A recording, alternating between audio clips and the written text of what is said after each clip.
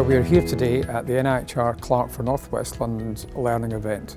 We brought together our expert advisors with our research and improvement teams to discuss where we are currently and how we can go forward in the future. Importantly, speakers like Sir Peter Dixon, Bill Lucas and Melody Sikes from Cincinnati have challenged our current thinking further and encouraged us to continue to try and develop new ways to improve patient care. Vanessa Marvin and I, who are pharmacists at the Chelsea and Westminster, are going to be talking about education for student clinicians and foundation clinicians in reviewing and stopping medicines. The new word for it is deprescribing.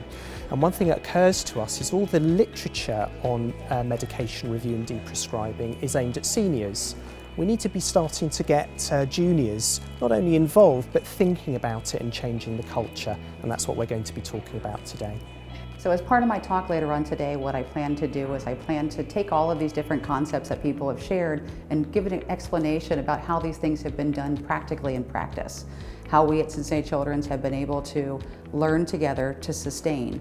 We've worked with different industries, we've worked with high levels of reliability, we've shared amongst ourselves and we've shared outside of the organization. Sessions like these, where you bring together thoughtful practitioners, patient advocates, professionals right across the sector are incredibly valuable because they allow the key question, which for me is when do we need theory and when do we need practice?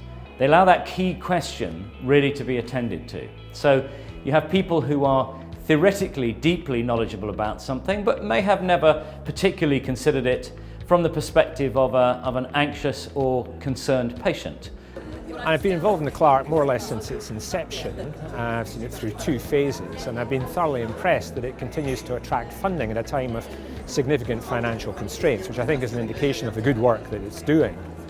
Indeed, it's got a range of very significant achievements. Not only is it the forefront of implementation science and public participation in research, but it also has an impressive track record in publications and the production of fellows who can go forth and spread the word and ensure that the ideas and methodologies developed here in the CLAHRC are taken up elsewhere.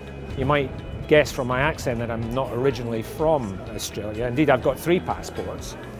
I've got my Australian passport, I've got my British passport, and of course I've got my medication passport. And this is the day on which the 100,000th edition of the medication passport has been issued. So it's a great day to celebrate. And I wouldn't go anywhere without one. This has been an extremely energetic meeting and I'm encouraging all of our participants to go away and see how they can use the knowledge from today in their everyday practice and particularly in relation to the improvement projects that we've been discussing actively.